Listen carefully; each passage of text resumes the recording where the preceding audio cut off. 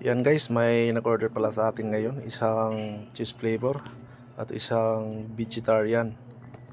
Yan guys, naka-box na at nag-follow up na yung customer natin. Waiting na siya sa meet up area.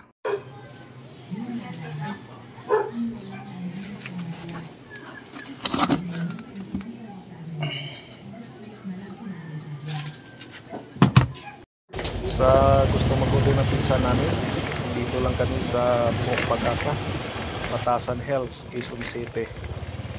So sa mga malayong lugar gaya ng Pasig or Cubao, Baliches, so bialalamog tayo kapag mag-order kayo ng pizza sa amin or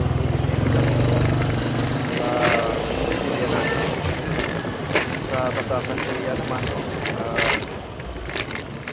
Free delivery tayo, dalawang box. Free delivery natin yan. Pag isa lang, mayroon tayong charge na 30 pesos. Dalawang box, free delivery na yan guys sa Batasan area.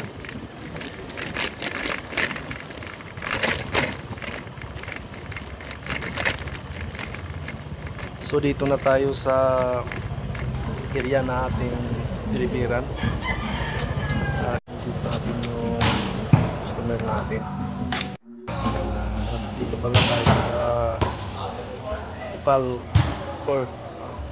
Tatlong bisis na ako dito. Pangapat bisis na itong deliver ko dito sa Upal Court.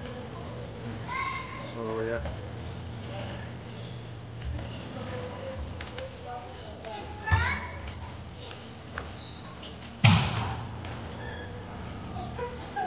So wala pang lumalabas, wala pang lumapit sa atin.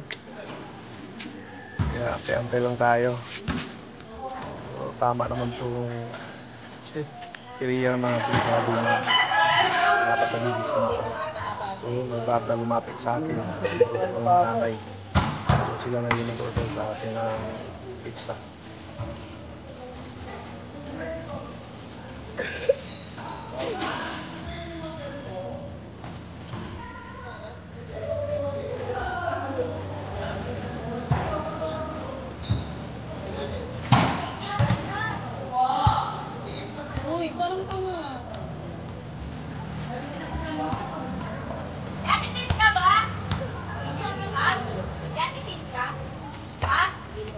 Hindi.